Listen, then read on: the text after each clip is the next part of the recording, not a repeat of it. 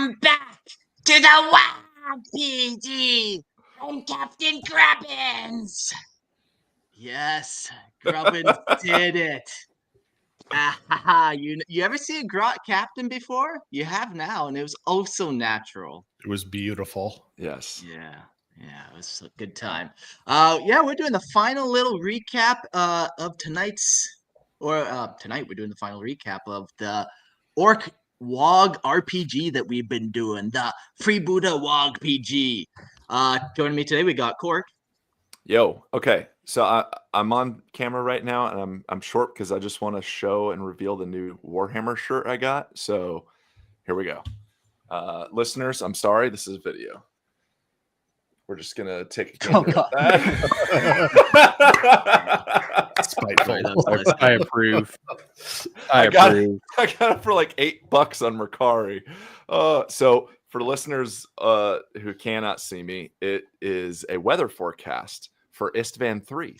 And it has the week forecast, and it's like nice. And at the last one, it's like 3,000 degrees Celsius, and it's on fire.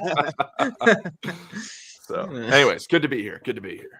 Love it. Yeah, no, great shirt. You also are wearing Morkius's character's peacock on your head there, so that's nice. I've got the pirate hat because it is spooky season. We got the fun pumpkin spice candle going, flickering lights. I'm sipping some cider. Let's go. Do you have the flag that you're supposed to be wearing? What flag? I don't know, the one you had to wear for a cape. Oh, yeah. Long story short, I had to wear a cape for like 6 months long at my job because I got nat 20'd. So I was like, on a nat 20, you have to wear this pirate cape or a pirate flag as a cape. And it was like lasted 6 months. It was great. It was peak. Nice. We also got Logan. Hey, how's it going? Yeah, nice. Good to have you for this final little what if scenario and all of green and everything. Things. Yes. All leggy across your screen. That's always fun too. Oh, is it because across the brick? Yeah. I'm a ghost. I'm the ghost of Logan. That's your costume. Very nice. Okay, I like that. I'm a ghost. And we also got Gerald. Yo. Hello, all you stinky gits. Graf Mangler. Pain boy extraordinaire. Short-term captain, but now first matey. Yes. Yeah, we had a great time. I can't wait to reveal some secrets about, what did I think this RPG was going to get up to? Grubbins at the beginning and then what happened. Very different. Other things, I'm sure you guys had plots and schemes, and we'll see how they all played out and where you ended up and stuff. But before we get into all that final stuff, we'll do some quick housekeeping. Come check out our Discord. It's nice. We have well over 3,000 members, I believe, at this point. So we have some fun events going on, and it's an overall good time. So why aren't you signed up? Are you a Futhy Umi? You need a good company. And you could have seen the panic that was Mark saying, "This is the final episode tonight." This is the final episode for our little RPG. And everybody thought the podcast was ending, so you missed out if you're not in there. That's on you guys. Yeah, that was pretty funny. I've seen people who I haven't seen in a long time pop up saying, "What the heck?" See, and that's what I was saying. So I told these guys, I was like, every now and then, you just have to drop a little bit of a hint that you might be dead, or a little bit of a hint that you're out of the relationship, because then they appreciate you. Is it one of our hosts has cancer, but I'm not telling who. Oh my God. Wow. Okay. Now editors at 4:30, clip all that. Just clip it all out. Yeah. What Mark meant to say is one of our hosts is a Cancer, and yes, I was born in July. There we go. Okay. Yeah. Jeez. I always misspeak, silly guy. I'm like, here you go. Here's a little bit, and Mark's like, cool. Let's take the mile. Yikes. Oh. Well. If you guys want to join the insanity and get to see our beautiful faces, please jump on Patreon. So Patreon, you can join the Imperial Tithe, support the show. If you like what we do here and want to shell out some appreciation, we would love that. Ad-free versions of all episodes are only $2.50 a month. That's it for the Patreon. If you want to go video versions, that's $5 a month. But there's more to it than that. Logan, tell the good people what they get. If you do join the $5 a month, you get to be part of the live chat, and you can see us argue with longtime fans about how we say things, whether or not something's a dinosaur or not. Yeah, I'm still a little bitter about that. What? You don't remember that? Oh, Our favorite dinosaur, and the one I picked was not a dinosaur, but it has "sore" in its name. So I got learned. that's like saying Cankersaur is my favorite dinosaur. Cankersaurus. It do be that way sometimes. But yeah, the other fun benefit is at the end of the show, you're allowed to call in and be a part of the show. So for $5 a month, you can come hang out with us virtually, like we're all hanging out now. Yeah, maybe somebody can call in and give their best orc pirate voice. I just seen Grim in the chat there. Or maybe it wasn't. It was Grim Lore, but I'm sure Grim's out there eventually. But yeah, if you got a nice, fun orc voice, I'd love to hear it. So yeah. Which we found is not easy to do, by the way. Like you think it's an easy task. It is not. It's really you'll not kill an your easy voice task. right away. Yeah. With grubbins, it's even worse. I feel like you have to go even high and like raspy. It's not good. I every time I was trying to like character develop his voice, I kept going Golem from Lord of the Rings. I'm like, no, it can't be that. It can't be that. So I realized where Morpheus's voice came from. Kermit the Frog. Jeez. No, all the voices. It came from. So I was watching another YouTuber called Smokey MCC, and he was making fun of a lol cow, and to mock her, he goes, "Oh my god!" all the time. So I'd been listening to that all day long, and then I came in here, couldn't remember the voice I was gonna do, and that's what just came to me. Was, so I went with it. I got to give credit to Brody for mine, because I like how he tries to do the really sneaky good voice. So instead of doing the bombastic orc voice that I normally do, I tried to go with that one. So thank you, Brody, if you're listening to this. I mean, sneaky git. It feels right. It's kind of a soothing voice for a pain boy to have. Doctors should have soothing voices. Just like your voice there, Logan, was fitting too. Like, man, if you're any other orc, I would have crumped you right then and there. But you weird voice, so we're like, it worked perfectly. It was perfect, and what was even more perfect was the at. So. Yes, the at. Yeah, I got a couple messages saying they're like, I don't know if I like it or if it's gonna grow on me. And then like it's slowly growing on them. Now they're hearing it in their dreams. Like it's not good. You gotta believe in the vision. I believed. You guys believe. Believe in the vision. Had to get chat to believe.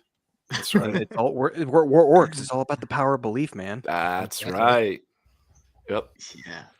Yeah, what a fun RPG we had. There's some comical stuff like that could happen, like losing a limb and then just sewing it back on, where that can be a little harder in some RPG settings.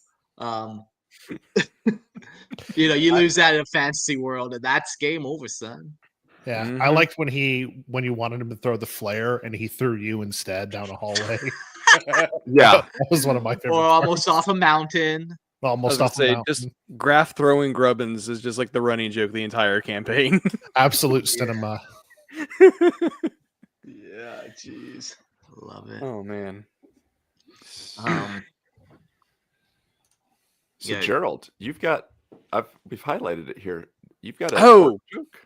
I completely forgot I put that in the notes. Okay, so to begin this, I have a very funny orc joke that I found on Instagram. I will credit the guy later, but it basically goes like this. Hold on, I need water. Yep. Okay, here we go. So the boss called us a bunch of stupid gits. So we decided to write our instructions in red. Now red makes things go faster. So the boss was thinking we're gonna learn things faster. But then everything slowed down because after fighting, we all just sat down and started talking and contemplating life. Even good old Bazog over there, he got really sad and depressed, and then he crumped himself. So now the boss says, now we just can't read no more. What? I don't know if that's a joke, but I love it. Like it's an antidote, maybe an orc antidote. The question is, why can't orcs read? There you go. There you go. There we go. Holy fuck! Yep. Yeah, okay. Real bagger. I love it. Um, I think you can tell that one at kids' parties too and everything. And it it's gonna be works. great. It's a family Yeah, event. it works. Yeah. Family. Oh man.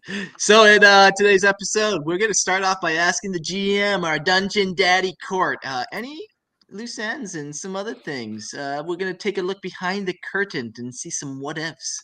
And then we got some questions for the players, like character reflection. What was your favorite thing about playing at Ork Freeboota? You know, just some stuff like that. Their experience, some what ifs or alternate dice rolls where you're like, I wish I nailed that one. Mm. Yeah, there's a couple where you're like just hoping for the greatness and then you fumble. And that's in and of itself great.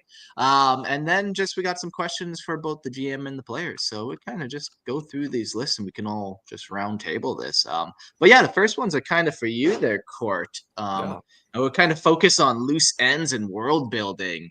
Was there anything that you guys were like, okay, that didn't quite make sense, or that felt like a bigger build up, or for me, my example is I feel like at the very first episode, we were just kind of getting into the flow of things, sure. Mhm. And then we ended and we were supposed to go to a mountain. The second one, we pick up going to a mountain. Mhm. And I felt like it was a big deal, this mountain, but then we kind of grew up there and then we kind of just left. And I was like, okay, maybe was there something more up there? Or like, Yeah. did we just So if we cover that one specifically, I would say,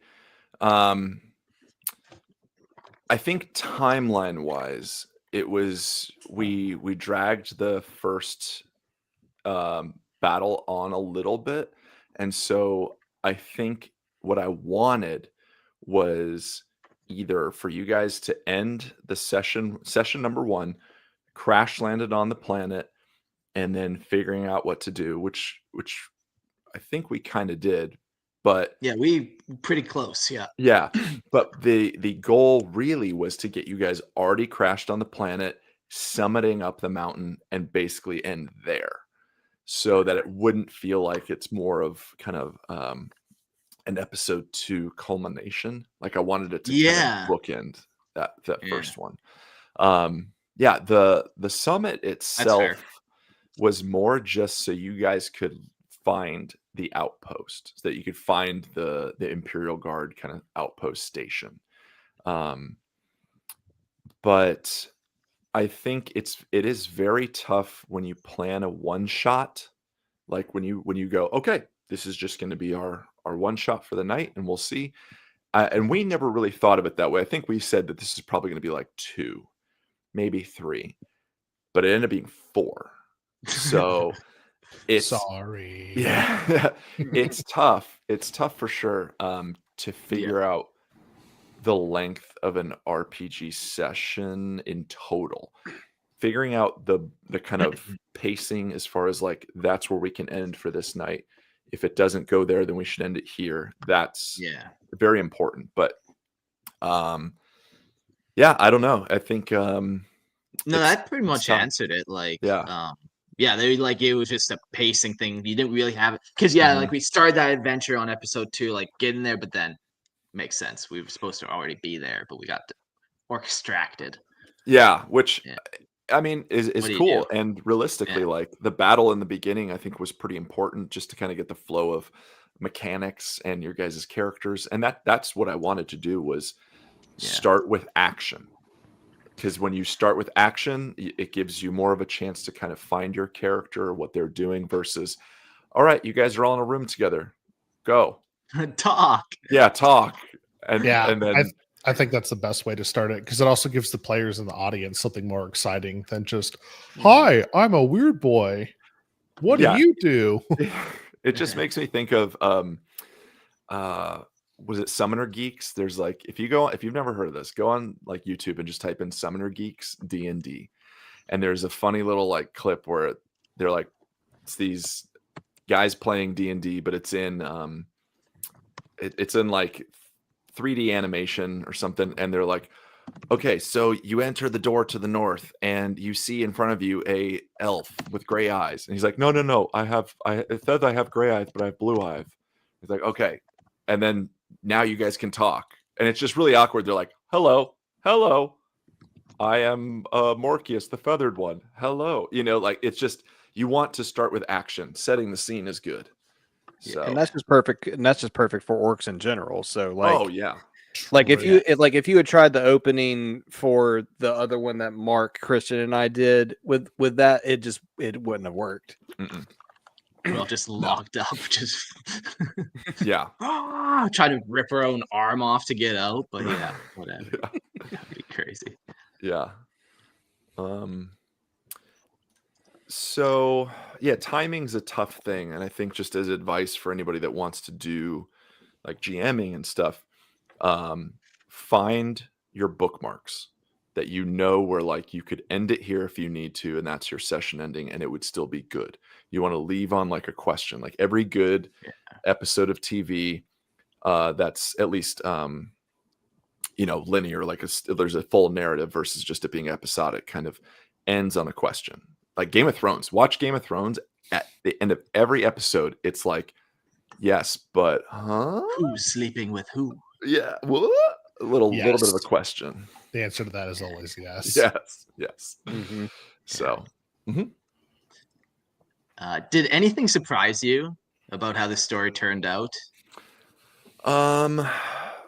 that's a good question. I think yes, there should always be surprises. Like as a GM, you want to know what could happen, but you want to have fun with it too. Like the fun is when things don't go the way you thought, because then you're on your toes, then you have to improvise, then you have to kind of like figure out what to do. And there's a bit of that. So things that surprised me would be how into your characters you guys were. And I mean that as a compliment, because I think we all kind of went like, okay, Grubbins is going to be a grot, but like, is he going to, like, my thought truly was like, is he going to be able to do much? Like, he's a grot amongst two big orcs. Is he going to kind of sit back and just like watch and be weak and whatnot? And no, he was a major player, like absolutely major player. Morkius, I was like, with Logan's character, the biggest surprise there was this fucking hat. Like, I've never seen that kind of love before. Honestly, I took home new lessons for my wife. Like, it's true. To be fair, it was a really cool hat. Yeah. I didn't know how that was going to play into things emotionally, and it did. Like, and we'll get into that because I think there's a few questions and answers that will kind of get into the emotions of it. But I think that part worked out really well, as far as like the hat is another character. It was like Gerald's skull. What was it? Leonard. It was like a Leonard. Yeah. So that was a big surprise. And I think for my surprise, at least with Gerald's character, was the voice. Like 100% committed. That's what I mean. You guys all kind of had your committed voices, but like, sick or not sick, you were doing it. And I know you didn't feel well in one of those episodes. I was recovering from a net. Damn it. See, I'm already. Yeah, there it is. Oh no! I was recovering from a nasty bout of Nurgle. Yeah. No pleasant. The level of commitment, I love that. Like, sometimes we were just stupid orcs, and we're not going to figure that one out. Like, good luck. So we're playing this stuff like that, or, just really getting into that character of, there's no way these orcs are going to be doing that. They're going to just start running forward, or whatever it get up to. I feel like we're always making very orky choices. Mm-hmm. Yeah. Yeah, as far as story goes, I would say there was probably not a lot of surprises. I think there were moments where I was like, oh, that didn't hit as hard as I wanted it to. But there was also moments where I was like, oh, that hit way harder than I wanted it to. Specifically, like, I'll say this. I think one of the bigger surprises was Grubbin's like vicious backstabbing, literally like conniving kind of ways. Like when he's like, cool, there's some Imperial guardsmen that are in this ship. I'm going to go slit their throats. And then I'm going to decorate the ship with their skulls. I was like, oh, damn. Okay. Yeah. So, I really appreciate orc culture, you know. yeah. I also think I was a little surprised that none of you guys died. We almost did a few There were times. times. Yeah. We got reduced to 0, but we didn't die. Yeah. And luckily enough, because I think, yeah, if you roll a 4 on the D4 for 0, you die. And I think someone got a 1. So, yeah. Was there one time we like derailed you pretty hard that you just did not see it coming? So there was, I'd say this. I wouldn't say derailed, but there was one thing where like so the captain hands over this like map, essentially, like the really cool like constellation scroll thing, and you guys are like, and it's like, yeah, he hands over this thing, it's got constellations, you don't know what it is, it's data scroll something, and you're like, okay, cool, I pocket it, and then what else does he have? Okay, what has he got? And it's like, key point in the fucking story, like he basically hands you a treasure map, and you guys basically like it's Rey handing Luke the fucking lightsaber, and then he throws it behind him. What else you got? Yeah, what else you got? Like, I couldn't believe it. So That's so funny. and I every now and then I hinted, I was just like, okay, so who just out of curiosity, who has the data scroll thing? And like, I don't know. Who has it? And then you guys like didn't even fucking care. I'm not gonna lie. I took kind of the same approach I have at work with that. You kept saying who has it, and I thought I don't, so it's not my problem. Oh my gosh! Back to my text message. That's so funny. It's not me. That was supposed to be such a key thing where like he trusts you and he hands this to you, and you're like, all right, well, do you have any gum? Like. We were so into playing our orc characters that we just did not realize how important that thing was. Yeah. So We were too into the role play. Yeah, that didn't super work. And then derailing, I mean, I think so the moment that you guys like killed I forget his fucking name, but he was in the caves with you. That was not we. That was entirely me. Sid's.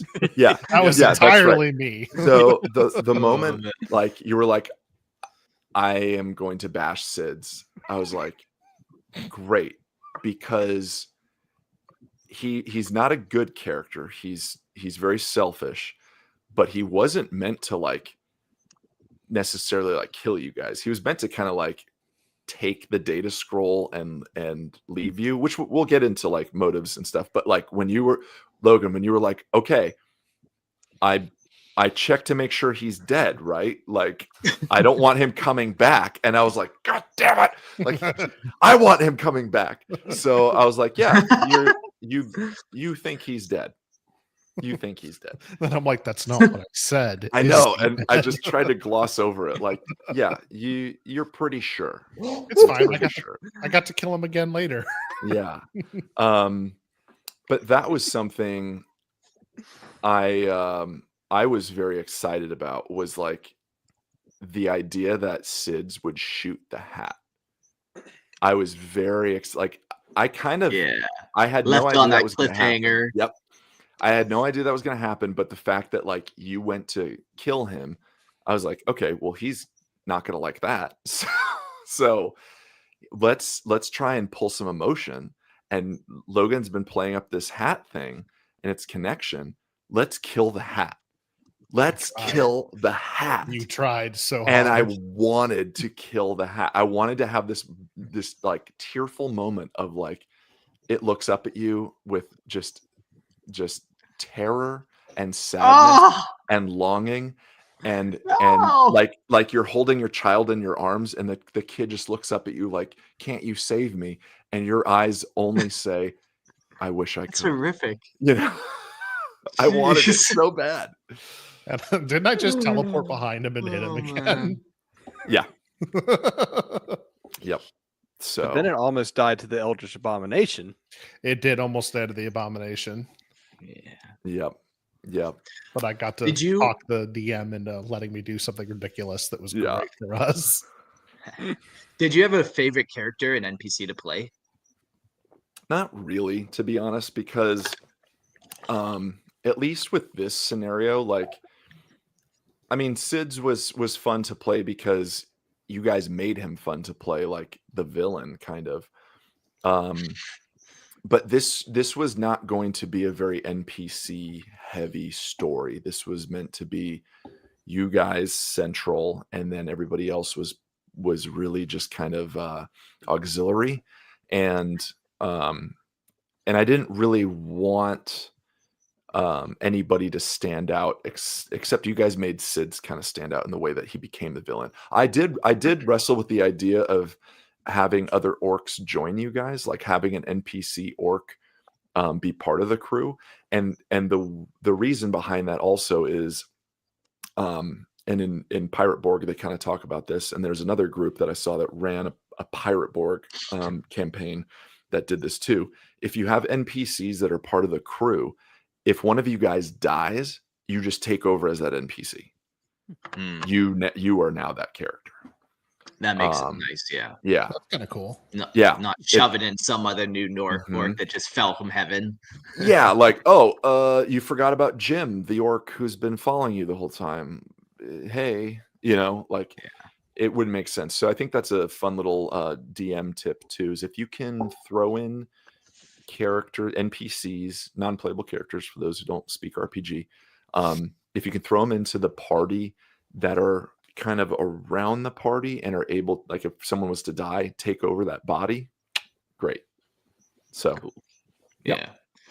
Or like another RPG character is, if I didn't play a grot, that'd be a good RPG character for the GM to play as a grot, where they can kind of lead the orcs, but they have no say, they have no power. Like, they're not talking to nobody, they're not doing anything. But if things kind of like, what are we doing, then you can kind of give a helpful nudge. Yeah, exactly. Yeah, so you're not just trying to give storylines, you're actually giving like in character kind of motivation. Yeah. What was the biggest challenge of running this campaign? I would say I mean, kind of like seeing what you guys would do. Like, I felt like, again, the data scroll thing was like, cool, you guys are pirate orcs, here's a fucking map. It should have been like giving a terrorist a gun and a Molotov cocktail. Like, here you go. But instead it was like, here's a remote control. And you're like, cool, where's the TV? No, don't have it? All right, whatever. So that was a challenge to try and like give you guys direction. But I would say the biggest challenge is just rolling with the punches, and making sure you guys have a good picture of where you are, making sure you guys understand kind of like what you're supposed to do, because I think one of the worst things you can do as a GM is, and one of the best things you could do is give mystery. Like, don't give answers, but one of the worst things is giving ambiguity of just like, I don't know what I'm supposed to do at all. Like, I guess we'll go do this, XYZ when you plan for ABC. I found too, like, you almost have to know your player's level of detail as well. So it's like,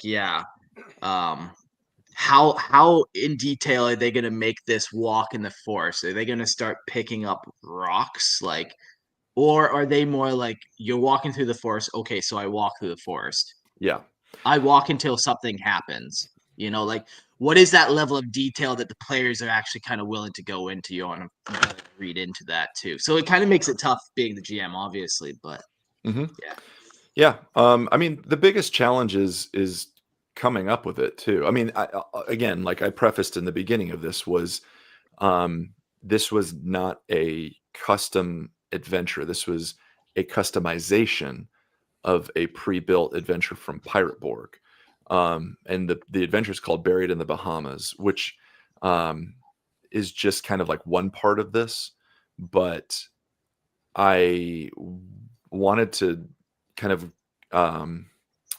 design something that like customize something that was already pre-built because it's easier, especially when we're trying something new like this. So, coming up with reasons for you guys, coming up with fun backstories of like, I mean, it's fun, but it is challenging. Like, okay, you guys what should I have them fight in the beginning? Like, Yeah. what would be a worthy, fun adversary that is not just like, cool, here's a bunch of chaos demons. Like Probably Necrons. spiders, wolves, Yeah, maybe a like crab. yeah. So like it's funny because in the Pirate Borg adventure, the way it kicks off is that they're being boarded by skeletons, like pirate skeletons. And I was like, okay, well, that's fucking perfect because we'll just make them Necrons. And I'll have to redo stat lines and everything, but that was cool. So there's challenges of making things feel like 40K when it's coming from a system that is not 40K. Sure. Yeah. Mm-hmm. Were there any plot lines or mysteries or story arcs that you kind of hinted at and we never got to, or like any standouts? Yeah. So I think the big one that was never really discussed was, so I'm going back in my notes here. So Port Naya, and just to kind of spell everything out pretty plainly, Port Naya is a rogue trader port. So it is ex-Imperial or Imperium. So I think in the beginning it was talking about like, it was saying the Emperor's reach is far but not infinite, and it was like a code word, and it was basically saying like when their tractor beam pulling you into the dock, it was basically like, you guys aren't Imperium, right? Like, because we're not either, but we're not this chaos shit. Like, we're our own thing. So it was kind of like a rogue trader outpost, port rather, and the whole thing was like, so Gerald J. Kinsley was the ex-Imperial Guard deserter. So he's the one that I think met you guys at the hangar. And he works for SIDS. And SIDS, we know, kind of became one of the villains. But the whole thing was like, there was orcs there that you guys saw. And what I wanted was that you guys would come back victorious and they would join your crew, which happened, but it, I think, didn't happen in the way that made it as obvious or victorious. And the whole point with SIDS was he was looking for an artifact of importance, a Xenos artifact. They had hacked in on transmissions from the Necrons from a source known as the Infinite, which I'm sure we could all guess who that is. Somebody who likes to collect things. And so he wanted to use you guys, kind of knowing that you had the data scroll, to basically go in and get whatever this is. Like, there was a bit of a mystery where he thought that you guys might be carrying this like digiscroll and wanted to basically either take it from you guys or use you to get to that location, and use you guys as kind of like the hired muscle. But yeah, his whole thing was like hacked somehow got into Xenos communication. Trazen had sent out something about an artifact, and he was like, what? I want that. Which is why you guys were fighting Necrons in the first place. So yeah, it really didn't pan out that much. Yeah, that's But that's funny. Like, I okay. don't think any of us asked any questions. Like, we're like, "What the spooky skelly boys?" Like, Yeah, that's all we needed. yeah. So I thought we were gonna have to fight the orcs when we got planet side. That's what I was emotionally getting ready for, was to Mm, deal with them. okay. Because I think Yeah, we were talking crap on our way out. I yeah, don't remember if I said it or I told Grubbins to do it, but I think someone said we should blow a kiss at them on our way out. I don't know yeah. if we did or not. Yeah. Well, and that whole scene at Port Naya was really, it was supposed to be a bit of action break, so there should have been some role playing there, but it was also like I didn't want too much. It really should just set up the story of like, you guys have a map and he wants it and maybe knows where the location is on this map because he could recognize it if you guys show him. And then it was like, let's go to wherever it is. So it could have, I just wanted it to be some role play stuff because I knew that you guys were going to kill the Imperial Guard on the desert planet. Like they shouldn't have spoken at all. Like there should have been no interaction with you guys, just death. And I think also, I know we're going back and forth a little bit, but I think improvisation, that Imperial ship that came down, that was not planned at all.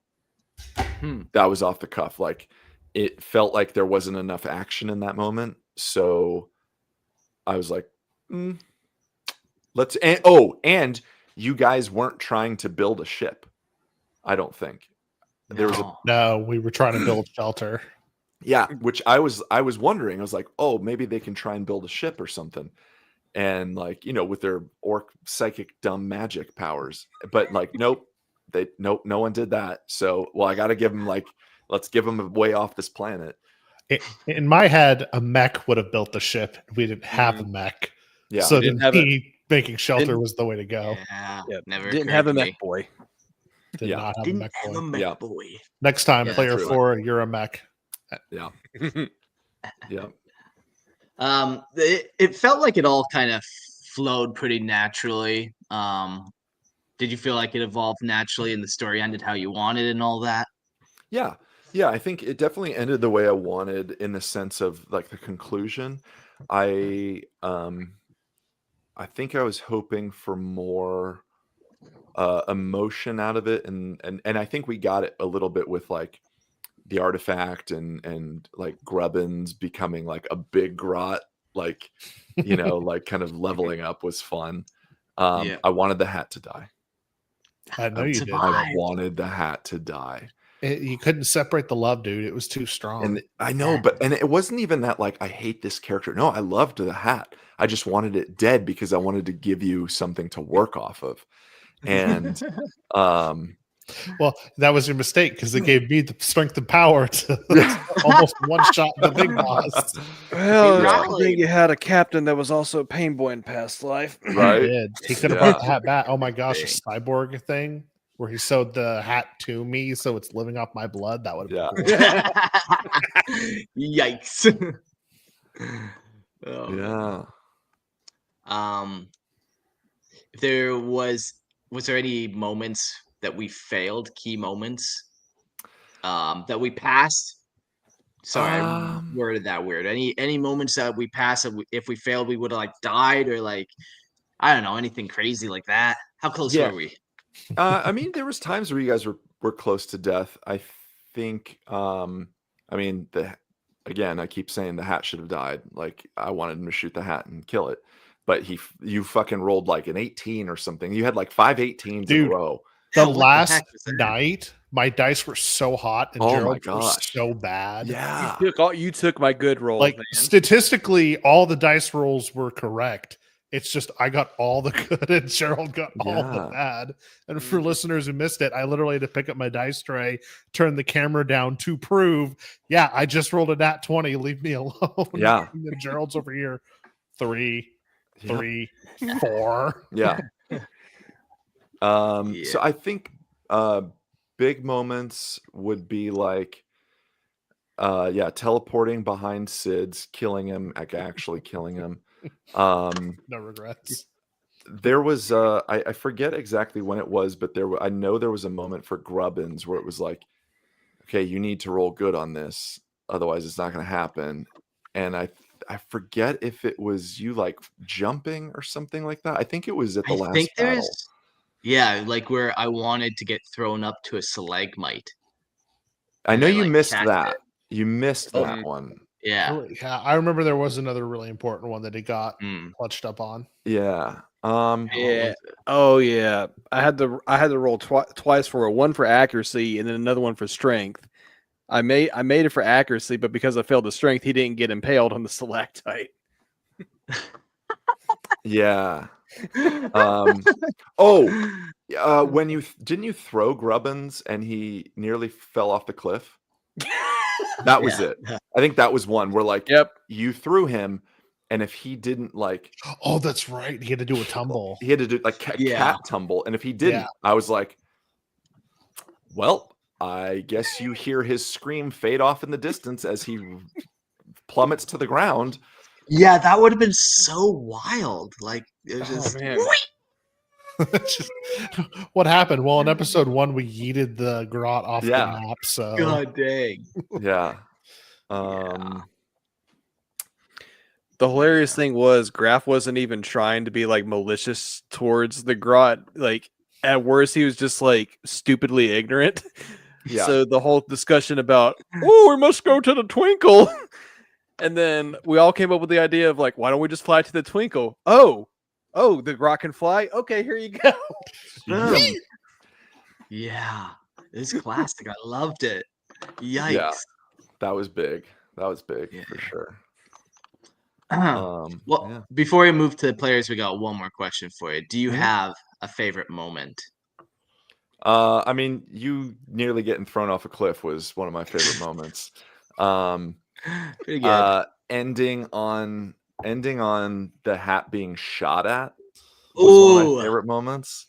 As a GM, that's really good for you. That was I was like, straight soap opera music playing. Like that's how we're gonna end it. Yes. So good. It's so simple, but I was so thankful for it that Graf Mangler basically tried to staple a leg onto his leg. Like I was so thankful for that because that just felt very Orky. And that I like that we made the decision that one of the legs wasn't exactly the same leg, so he was kind of like hobbling. Yeah, nice. That also led to my really crappy rolls that last session too. So yes, yeah, rotting orc leg. Yeah, what do you do? Yeah, I don't know. There was definitely some good moments. It was good. But I think my favorite thing truly was just that you guys really leaned into your characters, and they were all so different. And the idea that the captainry kind of passed around, like it was your captain who then died, and then it became like Graf. And then it became Grubbins and Morkius. I think you were it for like a moment. And then it was really mostly Grubbins. No, I never really cared, but I was constantly disrespectful to the grot, even when he was the captain. Yeah. Because I'm like, why are you listening to the halfling? It doesn't matter. Quiet. Adults are talking. Yeah. How dare you? Well, let's jump to the orcs, the main orcs. I guess we'll just kind of each answer these questions. What was the goal of your character at the start, and did they achieve it? We'll start with Gerald. Graf didn't really have any major goals this entire session. It was just do some good crumping, do some good looting, get some teeth, and do some experiments, which he did all of the above. So he pretty much did what he set out to do. Yeah, I think so. But he had some secrecy. Right? He did. He did a little bit. He had the good stuff that was basically steroids / Emperor's Children levels of drugs. But then he also had like a scroll, like he found that was clearly like chaos symbols on it. Because I was anticipating like that next to last session was going to be some kind of cave that had like chaos stuff on it. And then when you were talking about Court, when you were talking about like blood brings promise, promise change brings change, change brings blood. I was like, okay, we're about to fight a bunch of corn stuff. So I'm like, oh, is Graf going to fall to corn because he really wants the crump right now? Yeah, and that's what I was thinking. But that's what I was thinking. But it never went there. So, well, and that line, the blood brings promise, promise, like I fucking made that up on the spot. I was like, oh god, now I gotta. Okay, well, blood brings promise, and promise brings change. funny. And I was like, fuck it, whatever. Yeah, I made that good. up on the It spot. was Thank good. you. Love it. Classic. Logan, what about you? Did you have a goal at the start and did you achieve it? So in all RPGs, I'm kind of just a little chaos gremlin. I want to have fun and see what happens. So the fact that I got to have a hat that talked to me and I got to just have fun with that, that was really my only goal, was to have fun and keep the narrative going. So it was a good time for me. Nice. Okay. Well, for Grubbins, yeah, his goal was, believe it or not to become the captain. It was to make you two battle over the captaincy, whisper on one shoulder, go whisper on the other. And I was going to see if I could pitch you two against each other. And I thought of that as soon as that was my original concept. But then when I seen the character sheet and I seen Sneaky Git, my special rule, then I'm like, well, that changes everything. Yeah, I'm going to be the captain now. So no, my original goal was not achieved because I wanted to see if I could get you guys to kill each other over the captain. That would have been really funny because you would have been like, "Hey, you want to be the captain?" I'm like, "No, I don't care. Just keep going." Then he maybe would have been like, "No, you should be captain. Come on, you should." He's wasting his special ability to get me to want to be captain. So I'll fight the pain boy. How do you think your character changed over the course of the game, or did they even? Ooh. I think we're all pretty consistent, really. Yeah, I don't think mine changed really that much. I kind of feel like mine developed as I play because I always start a campaign with an idea, but then I like to see, where the character goes, so to speak. Yeah. And it just, I think the end product was pretty funny, but I don't know if I would say he changed much throughout it so much as he came into his own. Yeah, and even with orcs, it's hard to make a dynamic story, where he learned a lesson and he really made the hero's journey. In 4 sessions, in a single adventure like this, you wouldn't expect to see a huge change. You would expect goals completed, but yeah, I would say you probably don't. I mean, you want it, but I wouldn't expect big change like that. I mean, I'd make the argument for Grubbins. He went from just like a scrawny little broad that no one listens to almost a full size orc and a captain. Yeah. A little grot that could. Grot. I'll pull up some pictures here. Oh yes. Maybe that makes sense. Let's do this one. This one is one of Morkius. Okay, jump on the Patreon, guys, and then you can see it. Yeah, peacock and all. Yeah. Pretty wild. That's pretty good. Would do the next one. Let's see. This also could be Morkius. Yeah. Peak right there. That's what I pictured pretty much the entire time. The coincidence, me too. Yeah. You also because that's an AOS model and I play AOS and now you do too. So I think we both were on that. Well, that's the one that Marcos uses because he didn't want the resin weird boy, so he got that one. Yeah. This is Graf Mangler. Yep. Daddy. He's got himself a nice beard squig. Yeah, definitely daddy vibes. Yeah. I'm just loading up the big old Grubbins. Yeah, Grubbins had the biggest physical change too in the story. Yeah, he grew up. Yeah. All right. Here's a picture of Grubbins. Yeah, so he buffed out. Look at that. Oh buff. yeah. Yep. He's even got the needle. Absolutely, yo. Yeah. That's cool. Hey, he's even got the needle, eh? 10 Is out he of just 10. wait? Can you zoom in on this? Is he just literally injecting himself like it almost looks like he's shooting heroin? Yeah, man, he's going hard. Baby Lord Corpse never done steroids. Wow. We never elaborated what was in the good stuff. So I guess not. That's true. Lou Reed would be proud. So there you go. Yeah, let's get one more Wow. quick zoom since I can zoom. Yep. Yeah. Oh, look at that. He is just finding that vein, and there we go. Yeah. Shooting the smack. Mess up. Shooting up. Oh, Grubbins, you silly little guy. You Yeah. rascal, you. You rascal. What was your guys' favorite thing about playing orcs specifically? The lack of expectation. What do you mean? So like in other campaigns, it's like, okay, you're playing a paladin. Okay, I have to play a paladin a certain way. I have responsibilities. I have this, I have that. But we're all orcs, so the responsibility is crump, go with the crew, have fun. And then it's like, okay, what are the specialties? Okay, I'm a weird boy, so I have to be weird, and I have psychic powers. Yeah. Awesome. Like there's not a lot of extra stuff I have to manage on top of having fun playing the campaign. Yeah, good call. What about you guys? Gerald, I'll go with you. Gerald.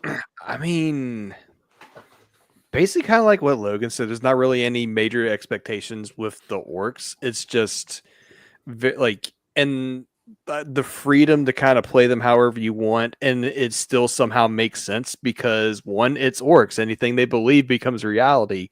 Two, you can almost make anything lorically accurate in 40K when it comes to orcs, and it still works. Like it shouldn't work, but it still works. So you get that freedom to really just kind of do whatever you want with it and just have fun. Yeah.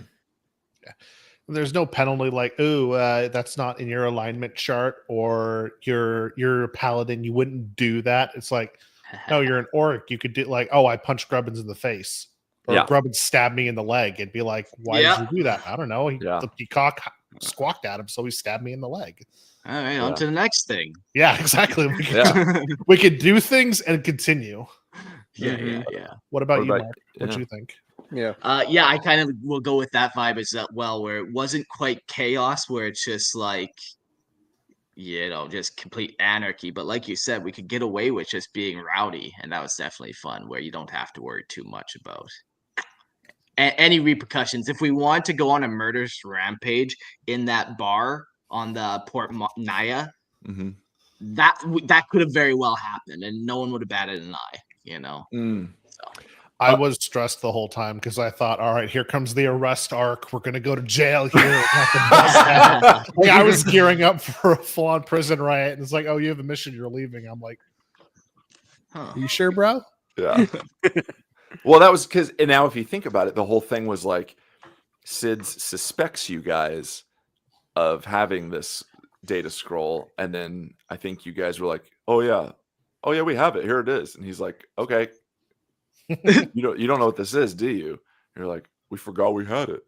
So it became less arrest and more like using you guys. But yeah, out here doing all this work to give us plot points and stuff when we're just like, I don't know who had that. Yeah. Well, let me ask you guys this sub question of like, what was your favorite thing of playing an orc? But separating freebootas, like let's take freebootas out of it and it's just orcs. Would that have changed how you created this character? Or did the freeboota thing, was that just kind of like, we just happen to be freebootas? I think for me, I just happened to be a freeboota. Okay. Because I was 100% running with the, I'm a weird boy, let's get weird. Yeah. Okay. Yeah, I think for me it was very much the same thing. As like I just happened to be a freebooter and had the nice shiny snatch gun. Otherwise, I more or less just played up the pain boy aspect of like the aspect of Graph. Yeah. Replace war boss and captain, and it wouldn't have been any different for Grubbins. That would have. What? Oh, go ahead. he would have been either trying to be a war boss or the captain. Either way, like just the title he's after. So, yeah, no, that's an interesting question. Like, how could we have made it more Freeboota-y? Mhm. But You know, that's tough too, because Yeah. I think with this, okay, so we talked a little bit about plot points that might have been missed. I think what I wanted for you guys as freebooters was to gain your crew. Like, you're crewless, your captain's dead, you've kind of passed the title of captain back and forth a little bit. I think I definitely could have done a better job at making this culmination happen at the end, where it's like, now you have your crew, like, and not just like, and there it is, the end. But like, I think there's a little bit of like time discrepancies and stuff, but yeah, the end goal, it's funny, like, it's about the friends you made along the way, kind of was what I wanted, was like that you guys would come back victorious and basically say like, all users joining us now, and then like, okay, cool. Yeah. Yeah, that's fun. Yeah. It's about the friends we made along the way. Yeah. Oh, a little bit of Michael Caine almost right there. Back to That's what it was. You did Michael Caine, and that made me forget the voice I was going to do. The Smoky MCC imitating Fiachu came out instead. Goodness. Michael Caine. Yeah. That's right. I listened to episode 1 of it the other day, and I was like, oh, I forgot about the Michael Caine thing. Yeah. Well, what were your guys' favorite like lines or moments for your character? We'll go with moments, like, yeah, and maybe they're the same thing, but like, what would you say you're like, that was my character's moment right there? Let's start with you, Mark. I think for Grubbins, it wasn't all the sneaking and telling orcs what to do and tricking them. It was when he first like snuck up, killed the guy in the airplane, and took it. And it's like, no, he was the captain. Yeah. He was actually a captain. So I think that was it for Grubbins, where it's like, oh yes. Mm-hmm. I agree. When that happened, I was like, oh shit. Yeah, that, because I think for a little while we kind of just, like, I don't want to say we pushed Grubbins aside, but there was this moment of like, I think before that I kind of had this moment of like, is he gonna get to do anything cool? Like, is he just gonna get thrown nearly off a cliff? Like, what's he gonna do? And then in that moment, you took control of the character and the decisive nature of like, this is mine now because I slit your fucking throat. Like, yeah. And I just imagine that's how that would happen in like tabletop, or in, if you're in the 40K universe, you got these big orcs rampaging and all your focus is there, and then this sneaky little grot is either messing with your engines or just doing whatever. Yep. Absolutely. Let's go with you, Logan. What was your I had moment? 2 that I really liked for my character. God, you just got to be extra. I do. I'm just the kidding. first. I love you. Well, because one was really funny and one was really funny and crucial to the plot. I guess technically both were. But when I got to teleport behind the guy that had already killed once and kill him again because he tried to shoot my hat, that was really fun. And then when you let me roll a hot roll and channel all my energy because my hat got hit and burn the rest of the banners to make the boss susceptible, the fact that worked was so great. Yeah, that was good. I liked that. Yeah. Gerald, what about you?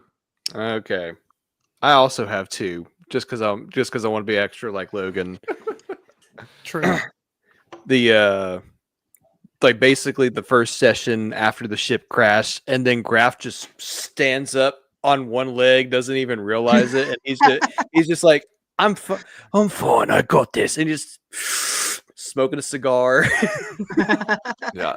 And then once he finds out, I'm missing a leg, he just well, first he tries to weld on a new one, but then he's like, okay, that's not going to work. Okay, let's actually staple this on just by hammering bits of nails into his leg. It's like, okay, we got this.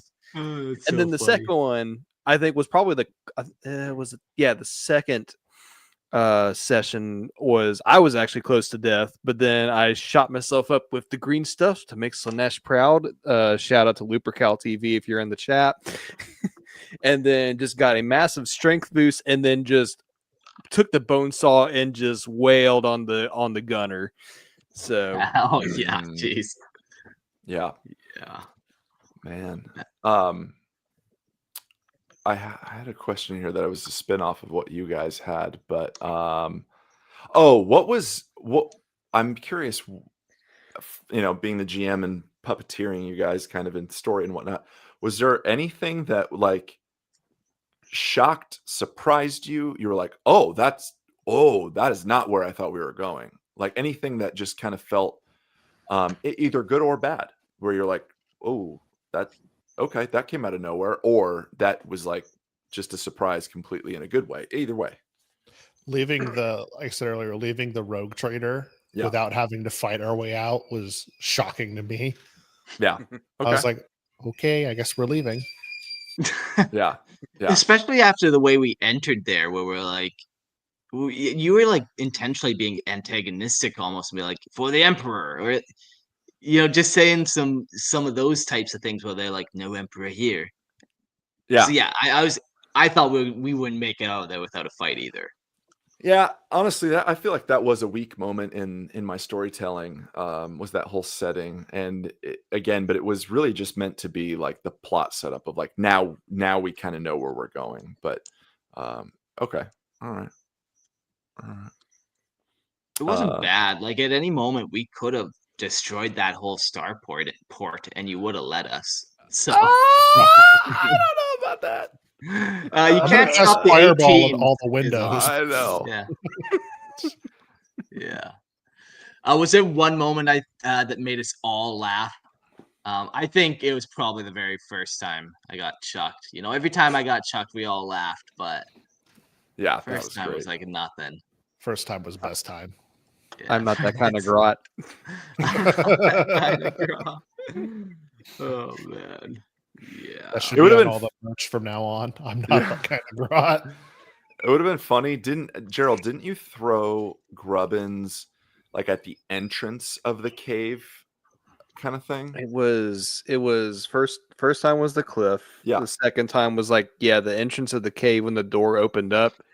Grubbins was trying to hand me he was trying to hand me the flare, but because I failed like a presence check, I just took him and the flare.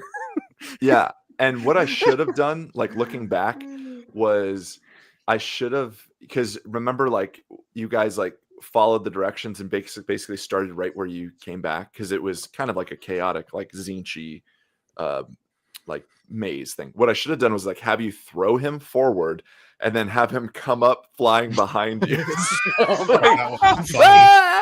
would have been hilarious. That would have been so funny. And then the third time was I was trying to throw him at the ceiling at his direction. Yep. Yeah. I do love that we have to recount how many times you've thrown him. Like, well, the first time was this. But it kind of worked because we had two buddy comedy things going on. We had Morpheus and the At. Yeah. And Graph and Grubbins. Yep. Both riding on top of their shoulders or Yeah, head. Only two of us walked the entire campaign. It was crazy. Yep. Oh, man. Yeah. Let's see what else. I mean, was there a time that the dice betrayed or blessed you guys? I feel like the betrayal was all in the last episode with Gerald. It was never. The dice were average the whole game. I don't know what you're talking about. Yeah, fuck you and your 5/18s in a row. Like again, I couldn't believe it. That's why I showed you on camera. I know. It was I video know. proof. I know. Yeah, the dice still could have been weighted, though. I've thought about that. I've been contemplating that. Yeah. Sure, you showed us, but we rolled it a bunch after, off camera, because I was accused of this falsely. We rolled it a bunch, and it was normal again. It was just because Gerald rolled bad. That's what I'm going with. Yeah.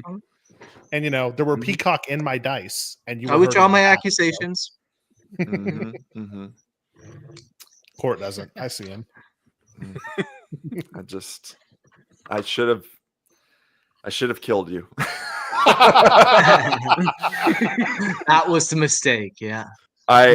What I was hoping for was like a nat 1 on you basically like doing the fireball and it like exploding you. That would have been funny. That I did get the session before. I got some bad rolls on it. At least one nat one. I remember that. Yeah, that's true. So it was just legitimately Gerald just gave me all of his good voodoo so that the hat would live and you'd be spited. I think that's what it was. Yeah. I was really hoping one of us would have failed the needle roll, and I was really curious. I was really curious to see what Court would have just come up with for BS to and make it just like completely hilarious. Yeah, it would have been okay. So if we had done that, let's follow that rabbit hole. If someone had nat won the steroid injection needle shit, whatever, whatever appendage you jabbed this needle in is now disintegrating. Because I was going to do my neck. So you would have got my neck. Okay, let's roll with that for a moment. So you jam it into your neck, you nat won it. It's now dissolving your neck and your head is about to be severed. So it's not taking over your head itself. It's just going through horizontally your neck. Your head's about to fall off. You need to make a decision. Basically is what I transfer my consciousness to the peacock and have Groff tie the peacock to my neck. Oh God. And we would have made a roll for that and we would have seen what happened. That could have Well, who do you guys think would have won in a fight if all of your characters fought each other? I have my suspicion. Chat. I need the chat on this one. Chat, let's get at you. You guys have been. Let me ask a qualifying question. Okay. For Grubbins, before or after he got the needle? Before. Okay. Is the hat its own character or is it part of Morpheus? I would say it's part of Morpheus. Because I was going to say the hat would have won. Okay. Okay, so chat, who do you think is going to win in this battle? Grubbins, Morpheus, or Graf? Poor guy. I feel like I would kill Graf. He would hurt me badly, and then Grubbins would stab me. It's just rock, paper, scissors.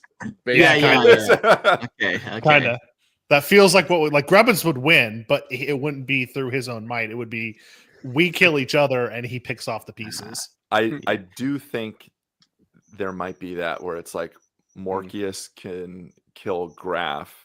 Yeah. Graf can kill Grubbins if he grabs him, and Grubbins can kill Morpheus. Well, apparently Graf can't kill me. Damn near tried a few times. True. Yeah. Again, Graf wasn't being overtly malicious. He was just being stupid. So imagine if he was being malicious. Oh God, yeah. Now I'm picturing Graf like just a smiling friends thing. He just picks you up, twists, and then drops you, spiking me. Yeah, it goes on to me in the hat. Yeah, that's good. Yeah. I do like this question here. So, and we can kind of change the wording, but like, if you could redo one decision you made in the adventure, do a take back, try something different, what's your one regret, I guess? Like maybe not regret, but like what would you have tried, not done? What do you think? I didn't use teleport one session. I think that's the only regret I have. Yeah, because it was a once per session rule. It was a once per session thing, and I didn't use it once because I was saving it. Because I don't know why. It's like we're hour and a half in. I'm like, oh yeah, I should save this for later. There's not going to be a later. What am I doing? Yeah. Okay, that's good. Yeah, for me, I think it would be go the original story route of see if I can get them to fight over the captain's hat. And then become the best first mate ever. But there can only be two. So I had to whittle it down. So that would have been fun to try to do. But yeah, that's good. think it would have been fun if I actually took the captain thing more seriously. Because again, Graf didn't really care either. He just wanted 3 things: crumpin, teeth, and experiments. So when he fell to the sneaky get thing, he was like, sure, I can roll with it. Oh, Captain. I feel like so funny. Graf's like we talked about making the shirt that says "I'm not that kind of grot," but if Graf had a shirt, it would say like "Live, laugh, crump." Yes, and in the really dumb, I'm a big stickler when it comes to design and font choices. I've said this before, and I fucking hate terrible font choices. And it would be in that stupid, basic white chick font where it's like this swirly kind of handwritten, and it's like gold and live, laugh, and then crump. Like White chick. it is. I'm sorry. If you can go on Instagram right now, and you will find 30 middle-aged white women who have a fucking mug that says something like "cat mom" or like "live, laugh, love," or something stupid to that effect, like "home is where the coffee is" or something. It's there. I hate that one. That one's the worst. Chat, DM me for Court's address so you can mail him stuff like that for Christmas. Oh my Yeah. fucking hate it. I hate it so much. Bonus points if you print your label with that font. It just irritates me. There's It's so like funny. 3 font. I know we're getting on a tangent, but there's like 3 or 4 font choices that I just go, that is always wrong. That is, Yeah, it's just I like don't. just doesn't like matter what you do. handwriting sets you off the deep end. It's that. It's Comic Sans. It's Oh, dang. Bleeding. Okay, now Bleeding Cowboys is a font that only works in one thing, and it's Mansions of Madness, my favorite board game of all time. It's the logo, it's the font, Bleeding Cowboys. But every fucking time I see it otherwise, it's some stupid local band who has their flyer up in the bathroom of the restaurant that you're at, and it looks so dumb. I hate it. Ugh. It I just see still Papyrus. people- Games and horror stuff a lot. Yeah, it's just overused, and that's the problem. Yep, there it is. Bleeding Cowboys. But it in Mansions of Madness, I will forgive it because it works. But otherwise, ugh. pretty. Yeah. And we can get into that later. And when we do the episode of get to know your co-host or whatever, we can do more of those things. But anyways, I digress. Yeah. What other questions do we got here? Anything else? I feel like I we've wanna see covered what- a whole bunch, but I want to see Yeah. what the chat comes up with. Like, I think the chat should throw in some questions here. I've yeah. got some questions for you guys, but let chat jump at you. Purge had a question specifically for you, Court. I know. I wanted to talk about that. So, Purge Seraph, mwah, love you, by the way. Purge asks, so what do we need to do to get a multi-seasonal RP with Dungeon Daddy? Even just saying it just got me a little excited. I got chills. Oh, man. I don't know. So I'll say this. Mark and I have talked about doing other stuff. I want to get back on old school Lorehammer episodes. I want to get back on talking about 40K. I love running games. That's like my favorite thing to do, basically. Yeah, you're really good at it. Thank you. I mean, I'm not a huge We had a DM guy. blast. I appreciate that. I'm not a huge DM, so we're getting there. But I just love running events and games and stuff. So, I got to jump back on some Lorehammer stuff and actually talk 40K. But if you guys want more sessions like these, or just just a one shot, or you want to do something bigger or whatnot, and it's something that we could plan for, I would absolutely be open to it. And maybe we make it just a Patreon thing, because you guys have been so influential in this, and truly, like, we talked about incorporating the chat in this, and some of you guys had your names in this adventure. Like, I used some of your guys' names in this. So yeah, the Vistalon Fazaldis sector, that was one. Anyway, there's a bunch of fun hidden stuff in this, and if you can if you guys can find all the fun little hidden names and things, like, good at you. But yeah, so to answer your question, what do you guys need to do to have a multi-seasonal RP with Dungeon Daddy? You got to want it. That's it. I think for me, that's and I don't mean like you got to want it, ask for it. Like truly, like, if you guys, yeah, you got to believe. If you want it, Yeah. I'm willing, man. And so we can make something happen. I would wonder, love like, to. you know, the honest truth of it always comes down to time and money. You know, Yeah. but those two things can be battled. On Patreon, you can do like goals or whatever, and maybe we need to set a goal where it's like, if we Yeah. reach this amount extra per month, I'll guarantee you like an RPG episode or something like that. Because yeah, like you said, it takes all this time and effort, and like these things don't just happen to make it interesting for us. And yeah. Yeah, maybe we do a campaign, and I don't mean that in the role playing sense, but like a fundraising campaign to do something big, because it is a lot of work. It is a lot of work, and Mark has not only put time into this, hosting all of it and me running it, but like there's a financial aspect that goes into this. So if you guys want more RPG stuff, and what I would like to do is maybe we're kind of thinking out loud, but we can make it to where you guys are involved. The chat is involved. Listeners of the show are involved in this. So it's not just cool. We'll take your money, as you said, Purge, and here you go. I would like to, yes, take your money, but also involve you guys, because this is a community, and without you, there is no us. Yeah. It'd be fun to have like just like random characters join us, you know. Random person in the bar that you meet. Oh, that's Purge Surfing. Let's see what wacky character he's gonna just throw at us real quick here. Yep. There's like I don't know why, but I just picture Grim being like the like Hive City drunk, and just like, let me tell you about the time that I did. You're just like chatting you guys up, but then like you leave and you're like, where are my weapons? And then he's like gone. He's just stolen all your weapons. Yeah, he was drunk, but he's functional. Yeah. Why is Beetlejuice stealing my weapons? Yeah.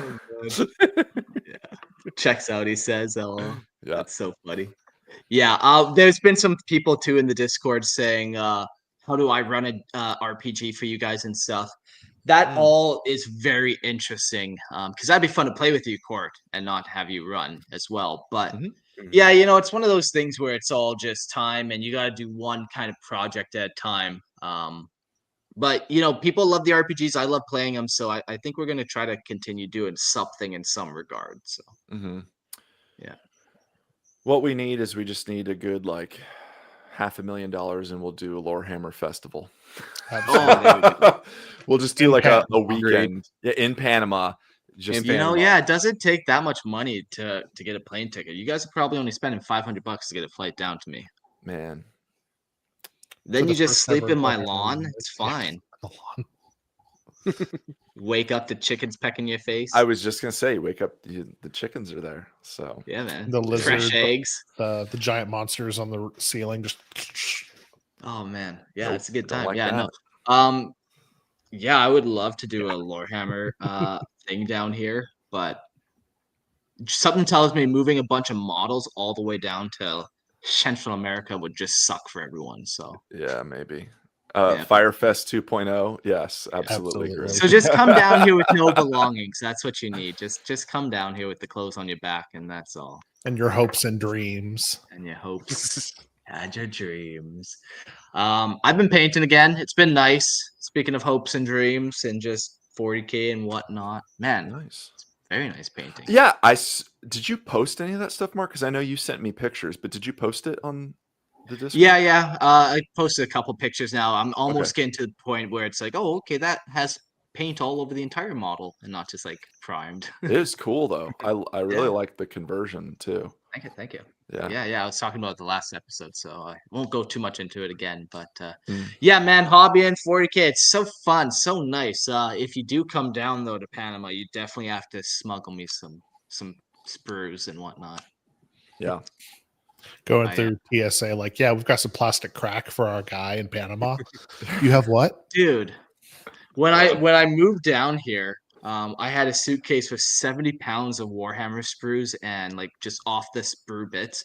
And when the TSA guy, like Panamanian, opened the suitcase, I got the weirdest look. Like it was the only suitcase I had. Like I went like, what is this? And like I'm like, toys? I don't know what it is in Spanish. Like, You described it as toys.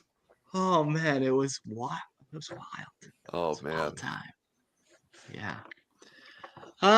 Cool. Well, any other questions here that kind of spoke to you guys? I feel like we summed up a lot, man. It was a good time. I feel like the vibe is we want to do more. Mhm. Maybe people need to start coming up with like the overarching theme. Like this one was we're doing Freebootas. So what do we want to do next? Well, Ooh, the chat could pick the missions. ooh, That I'm into that. I Yeah. have some ideas, but let me ask you guys Yeah. this. So firstly, do you like the Morkborg system? I do. It's really clean Mm. and simple. Yeah, I just feel like the rules don't matter essentially. it's which is clean and it's perfect. simple, and there is not that much that you have to worry about or Yeah. think about. So Yeah. we Okay. could focus on the content and not on rule nitpickiness. Yeah. Yeah. Okay. That makes sense. Loved it. And I hope that comes across with listeners and the chat as well, like that your decisions have big influence, and your roles also do. But it's what I didn't want is I don't want, and this is not knocking D&D, but like I don't want there to be like, you know, add certain modifiers to this roll, and this roll has to be this dice, and this, like it shouldn't be that difficult. And I don't think D&D is very difficult, but like, I'll say this. Okay, so my favorite, minus Morkborg, my favorite role-playing game is Call of Cthulhu. Call of Cthulhu is my favorite RPG, and I love it.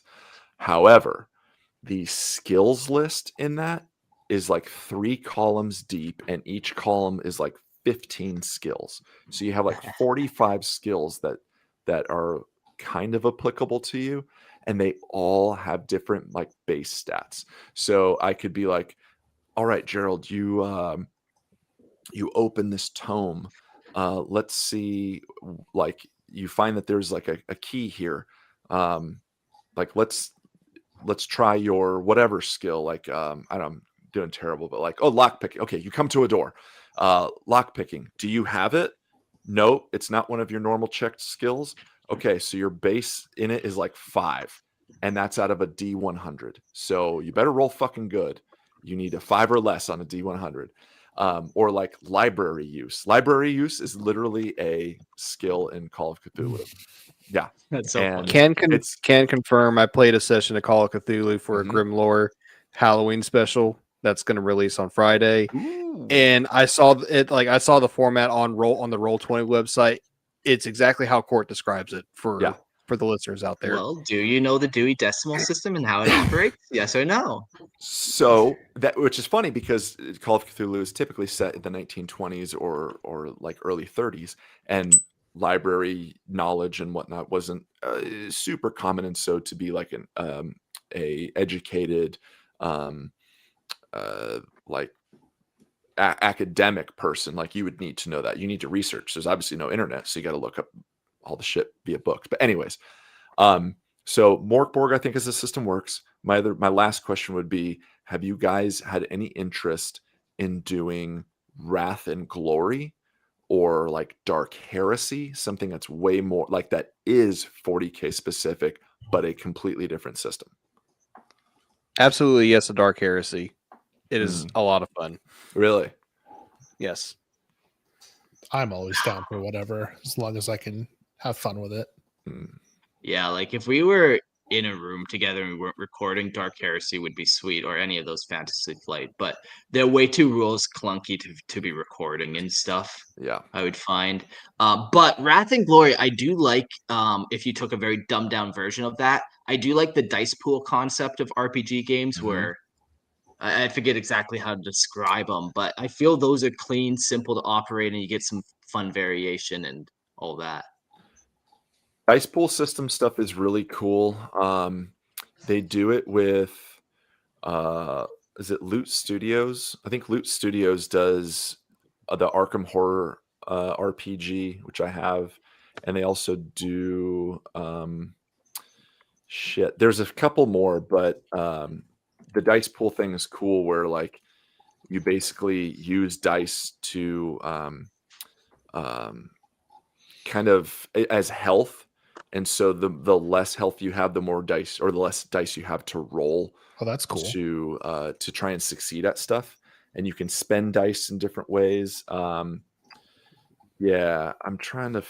Yeah, and usually the dice aren't like, they're not 1, 2, 3, 4, 5, 6. They're like symbols, and there'd be like 3 of one symbol. Like it's, yeah. Edge they're fun. Studios. I'm sorry, it's not Loot Studios that does Arkham Horror. I think I want. Maybe I'm thinking that Loot Studios did the minis, but yeah, Edge Studios does it. Yeah, so it's not like a 1 through 6 like Mark was saying. It's literally like different symbols on each one, and your character can lose dice in certain ways or spend dice in certain ways. And then at the end of the round, at least in Arkham Horror, like they refresh. So if you have no dice, you basically go unconscious. So That's super cool. it is cool. It is cool. It does make it harder though, like as far as what we're doing, because you're rolling multiple dice versus like, I just need a single roll. Tell me what the result is.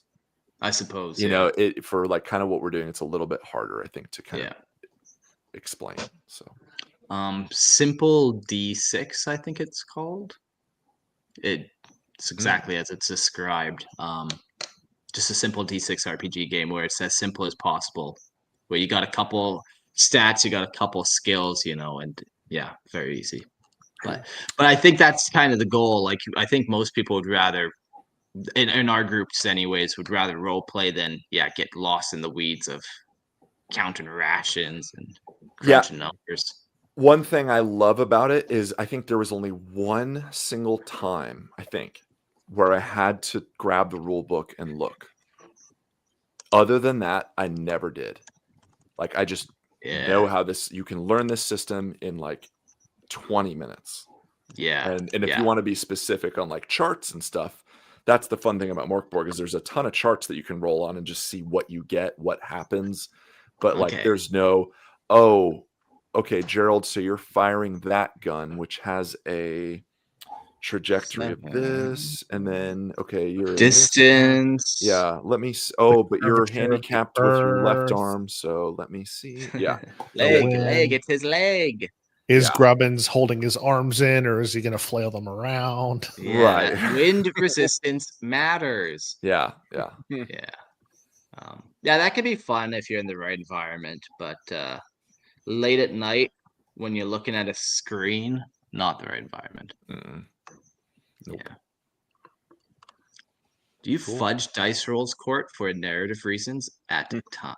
That's a good question, Purge. He does. Do I fudge dice rolls for narrative reasons at time? I have, yes. I have. I think in this system, maybe a little less so, because I think this system, you want the chaos. Like, you want the idea that you could just die at any moment. I would say, rather than fudging dice rolls, I think I tend to stick with whatever the roll is, but will give leniency if needed on the result. So if you needed to pass and you failed, but story-wise, this would have been really cool. Like, it would have been really good and a win for everybody, listeners included. It's a no, but, like, yes, but this. So I think if it can serve the story, because here's the thing, like, that's all we're trying to do, is tell something fun. If it's a better moment to have, like, I could have said, Sids, shoots the hat, and there's nothing you can do. He dies. You could. I remember. And you would have ruined a friendship, but Yeah. you could have done that. I do remember one time while I heard it in your voice where the roll was bad, but I heard you justifying in your head how you were going to let one of us live. So I know you did it at least once this campaign. Yeah, and yeah, Logan knows me well enough where he could probably sense it because he's played. You've played like 3 campaigns with me, and I don't mean RPG, but like 40K, AOS, stuff like that. So events that I've run, Yeah, So I've been in a lot of events you've run, so I could tell when things have not gone the way you planned, and you're just like, okay, yeah. I find fudging enemies' HP is always easy too. Like they have no idea how much.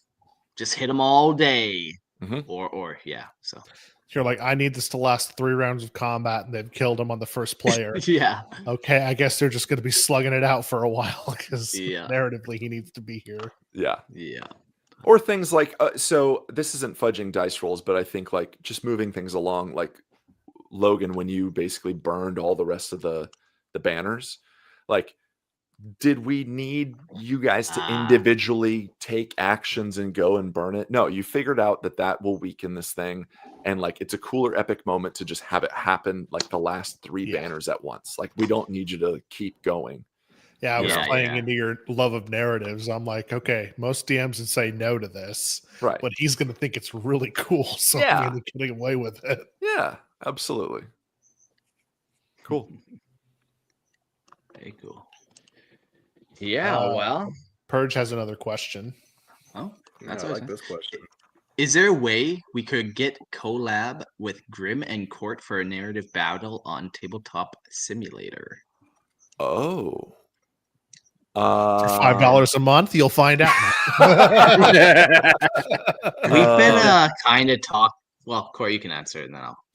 Yeah, I mean, yes, there is always a way. There's always a way. Yeah, for sure. There's always a way. We've been talking about doing some battles on the Discord, small stuff. You know, at one point we were talking about the Liber Malleus battling off some good versus the evil and stuff. But there's a couple other options we've been fooling around with, but nothing manifest yet. Like you say, narrative something, I'm in. I don't do regular. Like I'm a big fan of extra. So yeah. And Logan knows because like every time I do like a 40K tournament or event, it's like, okay, you guys all know the rules. Cool. We're gonna add these other elements in now. There's also you guys have to wear a hat and costumes. Oh yeah. He did. There was one tournament he made everybody wear costumes to it. Well, he showed up with a hat on. There's candlelight right now. And now without his hat, now it's just there we go. Okay. He lost the feather. Because he was unworthy. I got it. I'm adding a personal note that we have to include Court in a major possible heretical event. Mark knows what I'm talking about.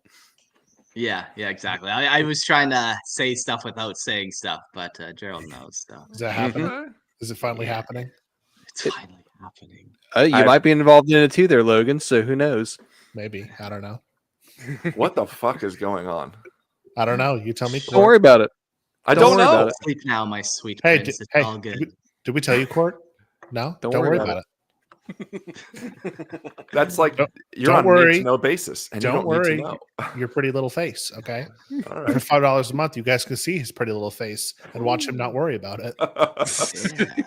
So unbothered. Cool. Well, fun episode. We hope to do play more. Like I said, message, email, Discord us, Facebook. However, Discord, what kind of ideas you want us to do? What kind of RPG you want us to get up to? What kind of adventure? Do you want us to do some like gritty crime fighting one? Maybe we will. Be a bunch of superheroes beating up a bunch of hive gangers. We could do whatever we want. But send us some fun messages. Check out. Wait. Sorry, I just had a weird game. I just had a weird game design idea where you're all citizens of what the fuck is Nostromo, right? Where of you're all citizens of Nostromo, and you have to like go from building or city to city and whatnot. But like the the NPC, which is just constantly getting rolled, is Conrad Kurz.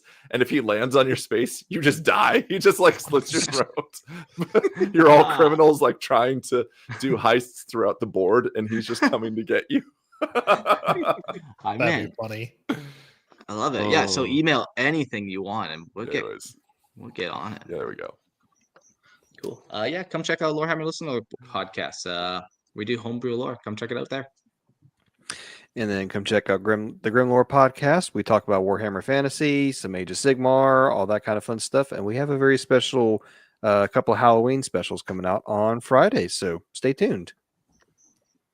And if you want to hear about cryptids, conspiracies, or other mysteries, come check me out on YouTube at Hydra Thoughts. Having a good old time over there. And if you want a high five, here you go. Love you guys. I love the listeners. I love the chat. And thank you guys. By the way, thank you guys. I know we're like, yeah, thanks, Court, for running it.